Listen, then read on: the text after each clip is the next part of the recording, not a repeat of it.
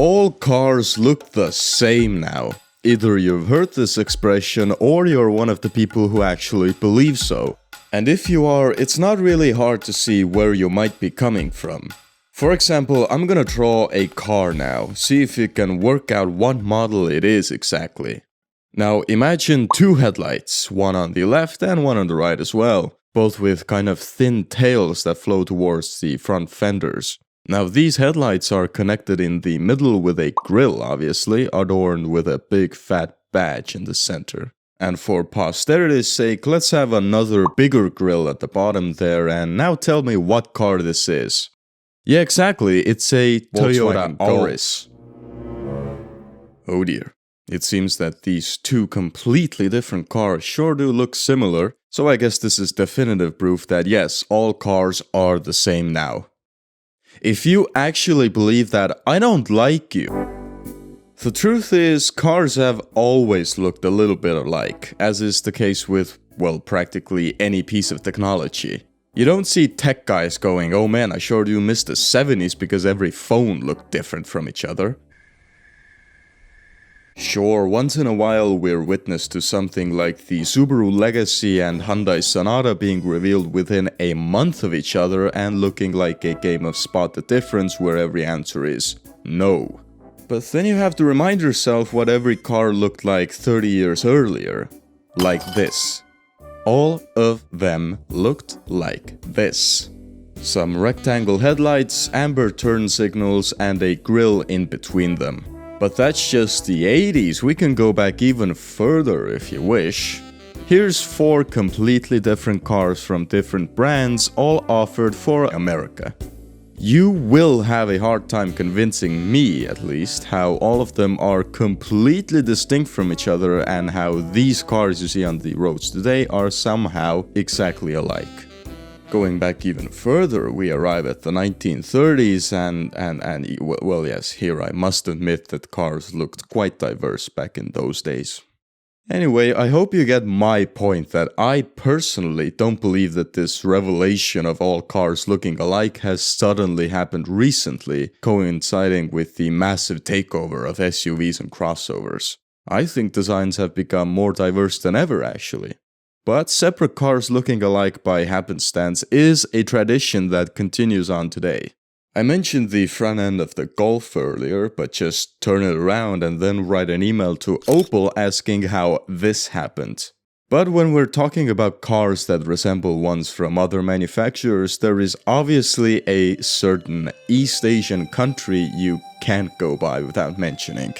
That's right, Japan. After getting back on their feet after the war, Japanese manufacturers deliberately looked towards the West for styling inspiration. Mainly America. Which wasn't unusual, American design was highly influential across the world at that time. It's just that Japanese car makers kind of never stopped taking cues from other manufacturers, be it from European or American ones.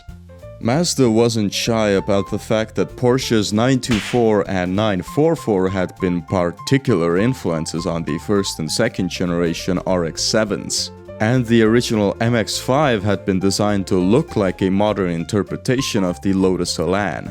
Which is funny because the original Miata's main competitor turned out to be the Lotus Elan. Anyway, Honda has had a knack for vertical taillights since the original CR-V, which bore quite a resemblance to the Chevy Lumina APV. Following this, both the HR-V and second generation CR-V featured full-length rear taillights seemingly inspired by the Volvo 850, and ever since then the CR-V's taillights have quite closely followed Volvo's leading example. When the XC90 introduced a more pronounced lower section that wrapped around the hips, so to say, so did the third-gen CR-V a few years later. The next CR-V looked a bit like the XC60, and so does the current one.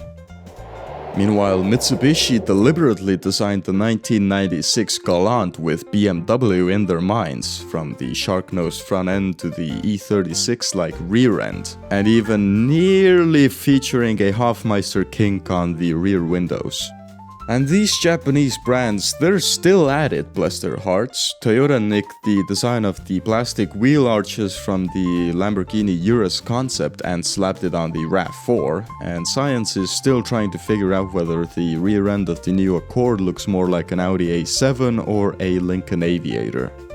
Other times though, it just comes down to a happy coincidence, like the Honda Prelude and Eagle Vision looking like a Honda Prelude and an Eagle Vision. Toyota's Yaris Cross is like a contemporary version of the Citroën Ami or the Nissan NX, which bears a resemblance to the 1964 Panhard 24. Were these intentional? I highly doubt it, but they're there. And then Mitsubishi and Lada landed on the exact same front design language at the same time. Now, how did that happen? Most of the time, similarities between cars can be spotted on the rear 3/4 view of the car because, I don't know, inflation? The Nissan Tiida and Opel Corsa look quite alike on account of the shape of the greenhouse, the swept-back taillights, even the location of the rear boot lid handle and bumper bars. The Peugeot 207, that lucky bastard, got off scot-free here. Then you've got the Hyundai Sonata and Honda Accord, which kind of look similar, and the Subaru Forester and Suzuki Liana hatchback, which really look similar. Or the Bentley Continental and the Lincoln Continental, which look alike only if you just write their names down and nothing else. Now this might be just me, but I see a weird similarity between the 2005 Kia Rio sedan and the later Subaru Impreza sedan. Or perhaps my mind is just clouded over by the knowledge that the Kia Rio Sport Pack existed. Yeah, your eyes are not deceiving you, and neither am I making this up. Down under, Kia offered the Rio Sport Pack as a dealer-installed option, exactly as you see on screen. No performance upgrades to speak of, however, all you got was the knowledge that you weren't driving a WRX STI. Meanwhile, Ford was desperately trying to claim that the Granada looked like either a Cadillac. What looks like the newest Cadillac and is priced like the newest Volkswagen? Ford's Granada. Or a Mercedes. Ford Scoop. Another remarkable achievement. Besides the resemblance, it's one and yet, somehow, it doesn't. Expensive luxury cars managing to look like cheaper ordinary cars is always just a funny thing whenever it happens. Lincoln's MKS is oddly similar to the Chevrolet Lacetti of all cars. The older Mercedes A-Class, well, that resembles the Citroën C2. I really hope I'm not the only one who sees that.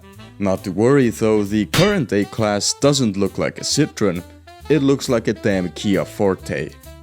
And then you've got the Maserati Grecale, which could easily be considered as a twin to the Ford Puma. Although this duo nearly became a trio. In 2017, patent filings revealed the styling of Lotus's then upcoming SUV, just codenamed Type 132 at that point. And wouldn't you know it, it fits in perfectly. This version of the crossover never ended up being released, however. Instead, in its place, we got the Elettre, which also had its design leaked through patent filings.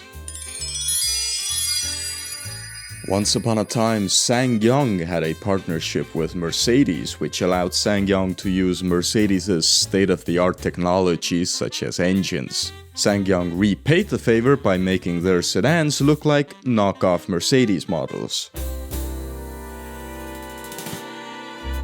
Really, I could go on with examples of similarities, like the headlights of the Kia Ceed, Toyota Yaris, Ford Transit Connect, Fiat Punto Vivo, and Ford Ka Plus, for example. Oh well, there I go talking about Ford headlights again. But instead, I'm gonna finish with what I consider to be perhaps the most interesting case of two similar-looking cars in recent times. The Suzuki Ciaz and Honda City. Now these are not rebadges, they don't share any body panels, they are purebred from the ground up competitors. And they look identical when you focus on this bit right here. The shape of the taillights, the chrome piece in between them, the indent for the license plate, even the shape of the boot lid with its protruding lip spoiler. These taillights aren't a particularly basic shape either. Time and effort clearly went into both of them by their respective design teams to sculpt them into something unique. And yet this happened, and we must all live with it. But even as this kind of messy stuff happens on occasion, that doesn't mean all cars look the same these days.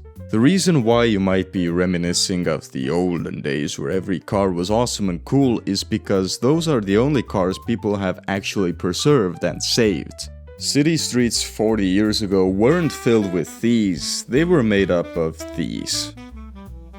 Also, I went this entire time without mentioning China. Join the Corsicar membership program on YouTube today and receive exclusive content and the right to brag for decades to come.